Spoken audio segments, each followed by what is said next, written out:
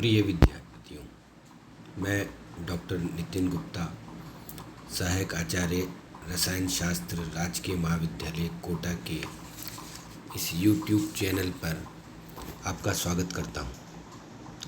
आज हम BSc part first के यूनिट फर्स्ट के रासायनिक अभिक्रियाओं की क्रियाविधि का अध्ययन कर रहे हैं। जैसा कि हमने हमारे पूर्व के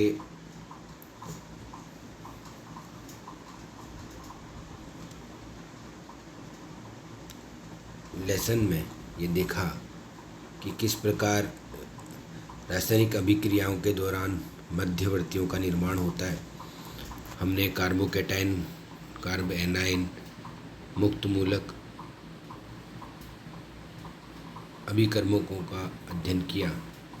इसी कड़ी में हम इसमें कार्बीन मध्यवर्ती का अध्ययन करेंगे। कार्बीन कार्बन से बनी हुई मध्यवर्ती है जो कि डाईवेलेंट है। इसमें कार्बन के ऊपर दो बॉन्ड पेयर होते हैं, अर्थात कार्बीन के ऊपर कार्बन से जुड़े हुए दो बंध, सहसंयोजक बंध जुड़े होते हैं और दो नॉन बॉन्डेड इलेक्ट्रॉन कार्बन पर उपस्थित होते हैं। ये एक उदासीन कार्बन प्रजाति है जिसको हमने इस चित्र में दिखा रखा है। कार्बन के साथ दो सहसंयोजक बंध जुड़े हैं और कार्बन के ऊपर दो इलेक्ट्रॉन दर्शाए गए हैं या एकल युग्म इलेक्ट्रॉन दर्शाए गए हैं, जिसे हम कार्बीन कहते हैं। कार्बीन के आउटर मोस्ट शेल में 6 इलेक्ट्रॉन होते हैं। 4 इलेक्ट्रॉन तो कार्बन से जुड़े हुए दो सहसंयोजक बंध के अंदर, जिसे हम बॉन्डेड इलेक्ट्रॉन कहते हैं, और 2 इलेक्ट्रॉन नॉन बॉन्डेड इलेक्ट्रॉन जो कि कार्बन के ऊपर दर्शाए जाते हैं। कार्बन का अष्टक अपूर्ण होता है, अतः ये इलेक्ट्रॉन को अपनी ओर आकर्षित करती है, इसलिए इसे इलेक्ट्रॉन स्नेही अभिकर्मक भी कहते हैं। ये लुईस अम्ल कहलाता है। बाइवेलेंट यौगिक होने के कारण और अष्टक अपूर्ण होने के कारण यह अत्यधिक क्रियाशील स्पीशीज है जो कि रासायनिक अभिक्रिया के दौरान बनती है। यह अत्यधिक अस्थायी होती है। कार्बीन का जब हम वर्गीकरण करते हैं तो हम पाते हैं कि कार्बीन 2 प्रकार की होती है और इसका वर्गीकरण का मुख्य आधार इसकी मल्टीप्लिसिटी होती है। मल्टीप्लिसिटी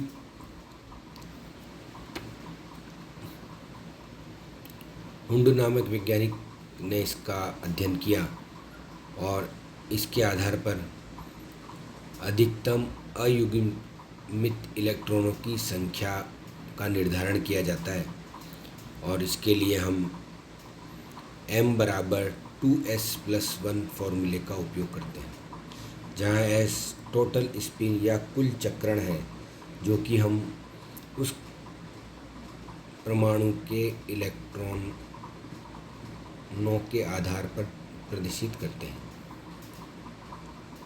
यदि m बराबर 1 हो तो सिंगलेट स्पीशीज और यदि m बराबर 3 हो तो ट्रिपलेट स्पीशीज या ट्रिपलेट यौगिक कहलाती है। कार्बन में जब हम उसके इलेक्ट्रॉनिक विन्यास को देखते हैं तो 1s2 2s2 2p2 होता है। सिंगलेट कार्बन में कार्बन 1s2 2s2 और 2p2 का जब हम कक्षकों के द्वारा रिप्रेजेंटेशन करते हैं तो हम देखते हैं कि 2p कक्षक में 2pz कक्षक खाली है और इस कारण इसका संकरण sp2 होता है, जिसमें एक सिग्मा बंध और एक लोन पेयर की संख्या के आधार पर सिग्मा बंध में 2 इलेक्ट्रॉन और लोन पेयर की संख्या 1 अर्थात 3, अतः इसमें sp2 संकरण होता है और इसकी ज्यामिति प्लेनर नहीं होती क्योंकि इसमें लोन पेयर पाया जाता है। लोन पेयर के कारण इसकी संरचना VSPRT सिद्धांत के अनुसार वी शेप्ड या बेन शेप्ड होती है। इसको जब हम चित्र के द्वारा दर्शाते हैं तो हम देखते हैं कि कार्बन के 3p कक्षक तो प्लेनर अवस्था में होते हैं, जिसमें से 2p कक्षक तो s या हाइड्रोजन बंध द्वारा जुड़े होते हैं, जबकि एक p कक्षक में 2 इलेक्ट्रॉन या इलेक्ट्रॉन का युग्म उपस्थित होता है और एक p कक्षक खाली रहता है। इस कारण इनकी संरचना वी शेप होती है। और जबकि इसका मल्टीप्लिसिटी निकालते हैं तो 2s+1 के आधार पर 2 इंटू, चूँकि दोनों इलेक्ट्रॉन एक ही दिशा में हैं, अतः प्लस हाफ और minus half equal to 2 into 0 + 1 यानी m बराबर 1 सिंगलेट कार्बिन कहलाती है। जबकि ये दोनों इलेक्ट्रॉन अलग अलग कक्षक में उपस्थित हों और हाइड्रोजन से बंध बनाए, तो इसलिए 2 कार्बिन में 2 सिग्मा बंध और एक इलेक्ट्रॉन युग्म चूँकि विपरीत अवस्था में है, अतः s में प्लस हाफ माइनस हाफ का मान रखने पर m बराबर 1 सिंगलेट कार्बिन बनता है। सिंगलेट कार्बिन हुंड के नियम की पालन नहीं करते।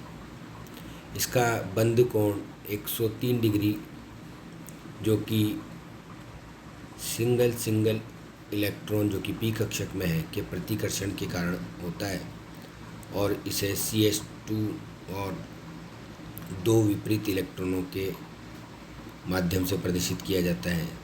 CH2 या कार्बिन को, जिस पर 2 इलेक्ट्रॉन विपरीत अवस्था में होते हैं, या सिंगलेट कार्बिन को हॉट मेथिलीन भी कहते हैं। जबकि ट्रिपलेट कार्बिन में जब हम उसका अध्ययन करते हैं तो उसका इलेक्ट्रॉनिक विन्यास देखने पर हम पाते हैं कि यदि इसमें 2p कक्षक के जो इलेक्ट्रॉन हैं और 2s कक्षक से एक इलेक्ट्रॉन ऊर्जा ग्रहण करके यदि वो खाली 2pz कक्षक पे आ जाता है, अर्थात इसमें 2 सिग्मा बंध और जो 2 इलेक्ट्रॉन कार्बन पर उपस्थित होते हैं वो दोनों पृथक पृथक कक्षकों में उपस्थित हों, तो इस प्रकार की जो संरचना बनती है जिसे हम ट्रिपलेट कार्बिन कहते हैं। इसके लिए मल्टीप्लिसिटी 2s+1 2 इंटू, क्योंकि दोनों इलेक्ट्रॉन एक ही दिशा में हैं, अतः प्लस हाफ यानी 2 इंटू 1 यानी मल्टीप्लिसिटी का मान 3 आता है, जिसे हम ट्रिपलेट कार्बिन कहते हैं और यह हुंड के नियम का पालन करता है। इसके संकरण को जब हम देखें तो हम देखते हैं कि इसमें 2 सिग्मा बंध, जबकि लोन पेयर की संख्या 0 होती है। इसकी ज्यामिति रेखीय होती है और बंध कोण 180 डिग्री के स्थान पर 136 डिग्री होता है और इसे हम कोल्ड मेथिलीन भी कहते हैं। इस प्रकार कार्बिन हॉट मेथिलीन, सिंगलेट कार्बिन जो कि sp2 संकरित वाली होती है, और जबकि ट्रिपलेट कार्बिन जो कि sp संकरण वाली होती है, कोल्ड मेथिलीन कहलाती है। और सिंगलेट कार्बिन पर एकल युग्म पाया जाता है या लोन पेयर ऑफ इलेक्ट्रॉन होता है, जबकि ट्रिपलेट कार्बिन पर लोन पेयर दिखाने पर हमें लोन पेयर ऑफ इलेक्ट्रॉन कार्बिन पर होता है, जबकि उसके वास्तविक रूप से उसके जो इलेक्ट्रॉन है वो अलग अलग पृथक पृथक कक्षकों में उपस्थित होते हैं। सिंगलेट और ट्रिपलेट कार्बिन को हम हमारे इस चार्ट के आधार पर पृथकीकरण कर सकते हैं, उनको दिखा सकते हैं कि वो किस तरह से हैं।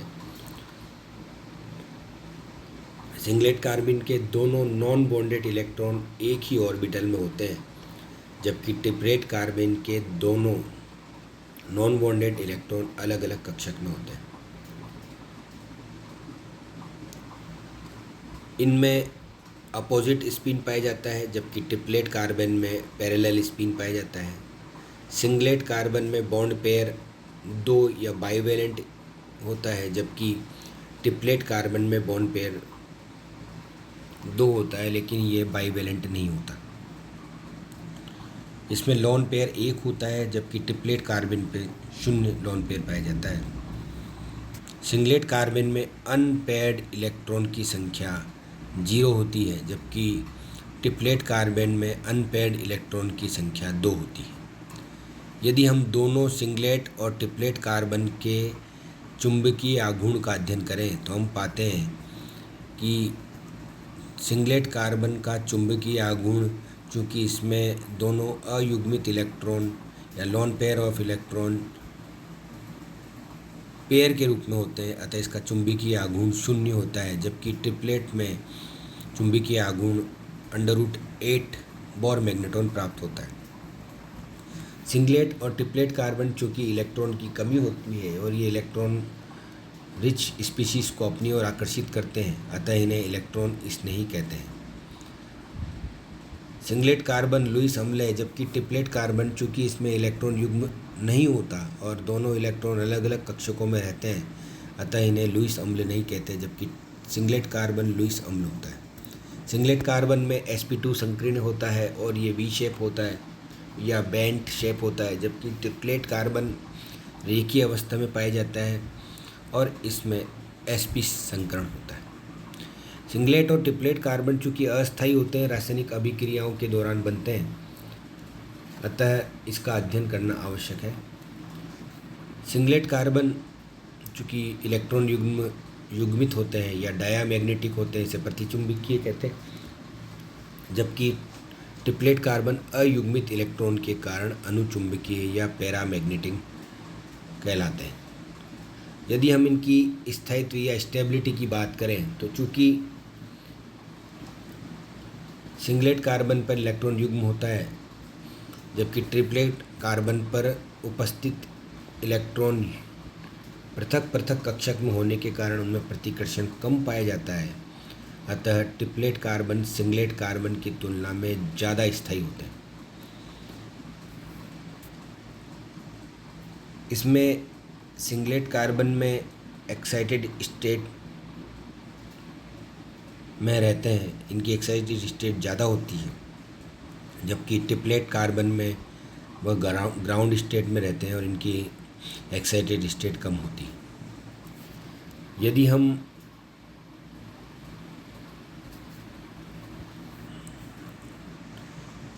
कार्बीन के सिंगलेट और ट्रिपलेट स्ट्रक्चर को देखें और ये देखें कि उसमें कार्बन के साथ कौन सा परमाणु जुड़ा हुआ है, यदि वो हाइड्रोजन परमाणु जुड़ा हुआ है कार्बीन पे तो ट्रिपलेट स्ट्रक्चर ज़्यादा स्थायी होती है सिंगलेट से, और यदि कार्बन पर क्लोरीन परमाणु जुड़ा हो या डाइक्लोरोकार्बिन हो तो उसमें हम देखते हैं कि डाइक्लोरोकार्बिन में ट्रिपलेट डाइक्लोरोकार्बिन की तुलना में ज़्यादा स्थायी होता है। ये इसका अपवाद है। अपवाद इसलिए है क्योंकि हम देखते हैं कि इसमें लोन पेयर इलेक्ट्रॉन के मध्य कार्बन में उपस्थित लोन पेयर ऑफ इलेक्ट्रॉन जो कि युग्मित अवस्था में होते हैं और एक pz कक्षक खाली होता है जो कि डाइक्लोरोकार्बिन में क्लोरीन पर उपस्थित इलेक्ट्रॉन युग्म के साथ बंध बनाता है, जबकि हम ट्रिपलेट डाइक्लोरोकार्बिन को देखें तो उसमें दोनों इलेक्ट्रॉन अलग अलग कक्षक में उपस्थित होते हैं और उसमें पहले से उपस्थित इलेक्ट्रॉन के मध्य प्रतिकर्षण होता है, अतः वो बैक बॉन्डिंग नहीं बनाता, जबकि सिंगलेट डाइक्लोरोकार्बिन में बैक बॉन्डिंग का निर्माण होता है। अतः सिंगलेट डाइक्लोरोकार्बिन ज़्यादा स्थायी होती है, जबकि ट्रिपलेट डाइक्लोरोकार्बिन कम स्थायी होता है क्योंकि उनकी बैक बॉन्डिंग के कारण। यदि हम singlet difluorocarbene, singlet dichlorocarbene, singlet dibromocarbene, singlet diiodocarbene का अध्ययन करें तो हम देखते हैं कि बैक बॉन्ड के कारण उनका स्थायित्व ट्रिपलेट से अधिक होता है, परंतु यदि आपस में सिंगलेट कार्बिन का अध्ययन करें तो हम ये पाते हैं कि जैसे जैसे कार्बन से जुड़े हुए हैलोजन परमाणु का आकार बढ़ता जाता है वैसे वैसे उनके अंदर बैक बॉन्डिंग की संभावना कम होती जाती है। अतः डाईफ्लोरोकार्बिन ज़्यादा स्थायी है डाईक्लोरोकार्बिन से ज़्यादा स्थायी है डाईब्रोमोकार्बिन से, और डाईब्रोमोकार्बिन से ज़्यादा स्थायी है डाईआयोडोकार्बिन से, क्योंकि आयोडीन का आकार अधिक होता है और डाईफ्लोरोकार्बिन में बैकबोन आसानी से बनता है। अब हम देखते हैं कि रासायनिक अभिक्रिया में कार्बिन का निर्माण कहाँ कहाँ पर होता है। यदि हम डाईएजोमेथेन CH2N2 को प्रकाश की उपस्थिति में गर्म करें तो हम देखते हैं कि इससे कार्बिन मध्यवर्ती बनती है, और वो भी सिंगलेट मध्यवर्ती होती है, और नाइट्रोजन गैस मुक्त होती है। इसी प्रकार यदि हम डाईआयोडो मीथेन की क्रिया जिंक से कराएं कॉपर धातु की उपस्थिति में तो कार्बिन बनती है और ZnI2 मुक्त होता है। ZnI2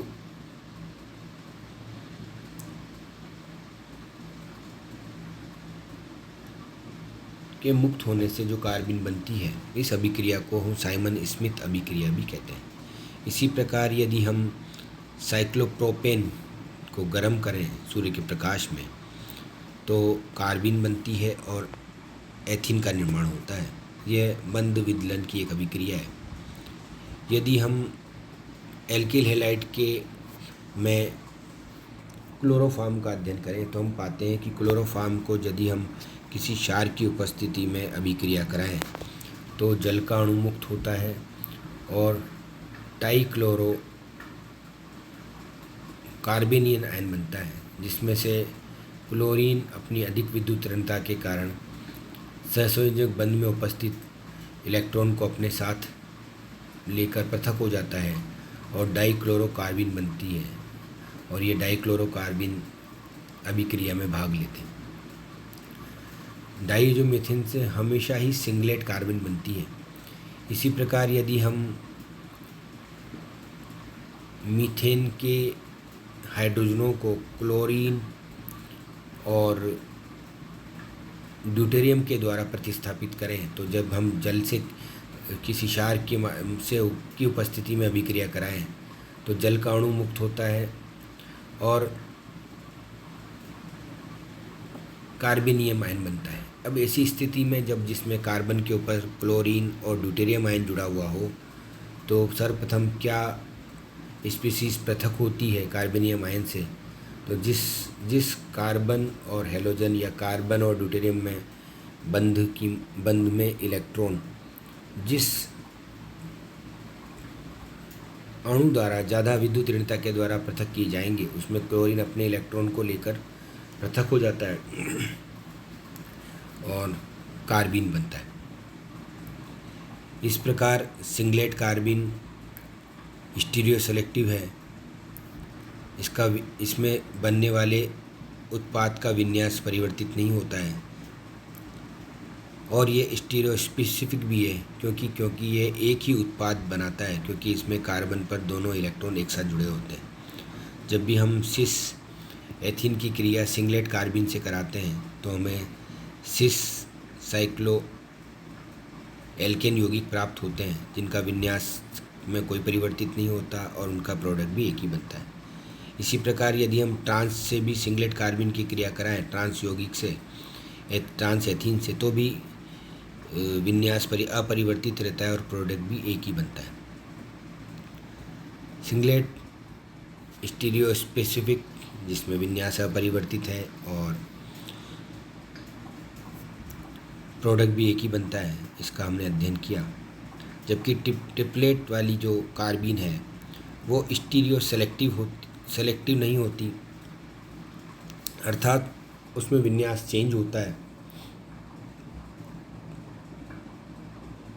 और स्टीरियो स्पेसिफिक भी नहीं होती क्योंकि इसमें दो प्रोडक्ट बनते हैं। इन रासायनिक अभिक्रियाओं को यदि हम देखें तो हम देखते हैं कि चक्रीय ईथर की क्रिया जब हम Hμ से कराते हैं तो कीटोन या कार्बोनिल यौगिक के साथ साथ कार्बिन का निर्माण होता है। यदि हम सिस एथीन की क्रिया कार्बिन से कराएं, वो भी ट्रिपलेट कार्बिन से, तो हम पाते हैं कि चूँकि दोनों इलेक्ट्रॉन पृथक पृथक कक्षक में होते हैं, एक इलेक्ट्रॉन एक कार्बन के साथ क्रिया करता है और बंद में रोटेट होने के कारण दो उत्पाद प्राप्त होते हैं, एक सिस और एक ट्रांस, अर्थात दो प्रोडक्ट बनते हैं और इनका विन्यास चेंज होता है। इसी प्रकार डाइज़ोमेथेन की हम बात करें, डाइज़ोमेथेन में जब भी हम सूर्य के प्रकाश में अभिक्रिया कराते हैं तो सिंगलेट कार्बिन बनती है और नाइट्रोजन गैस मुक्त होती है। इसकी रिएक्शन को हम देखें तो हम देखते हैं कि नाइट्रोजन पर उपस्थित ऋण आयन अपना इलेक्ट्रॉन देकर पृथक हो जाता है और सिंगलेट कार्बिन बनती है। अल्कोहल पर जब हम सिंगलेट कार्बिन की रिएक्शन कराएं तो हम देखते हैं कि ईथर बनता है। इसी प्रकार फिनॉल पर भी एनिसोल बनता है और यदि हम प्राथमिक एमीन पर से कार्बिन की क्रिया कराएं तो 2 डिग्री एमीन का निर्माण होता है। हैलोजन विनिमय के आधार पर कौन सी कार्बिन बनेगी और कौन सा विनिमय पहले होगा, ये उनके विद्युत ऋणता या उनके आकार पर भी निर्भर करता है। यदि चूँकि आयोडीन का आकार अधिक होता है, ब्रोमीन से ब्रोमीन का अधिक होता है, क्लोरीन से क्लोरीन का अधिक होता है, फ्लोरीन से, इस आधार पर बड़े आकार की हैलोजन पहले पृथक होती है और उसे हम उसके आधार पर ही कार्बिन का निर्माण होता है। इस प्रकार यदि हम देखें कि कार्बिन का क्या नेचर है, डाइज़ोमीथेन लिक्विड फेज में होती है, हाई प्रेशर में होती है, जबकि कीटिन में इनर्ट गैस या लो प्रेशर में होती है।